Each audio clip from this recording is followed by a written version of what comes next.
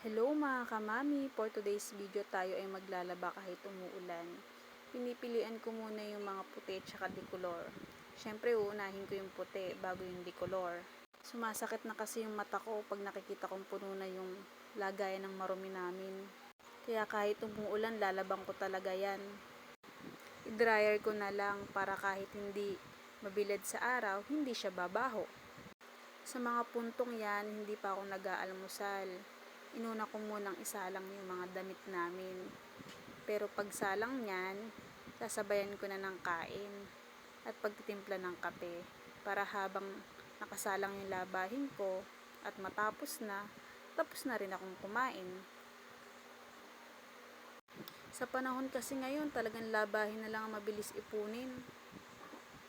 Kayo ba mga kamami, kagaya ko din ba kayo na ganyan? Sumasakit na yung mata pagka nakikita ng maraming labahin. Tapos hindi pa matutuyo agad kasi nag-uulan. Kaya yung bahay namin pagka ganyan, akala mo laging piyesta. Kasi nga yung mga damit nasa teres at loob nakasampay, gawa ng nag-uulan talaga.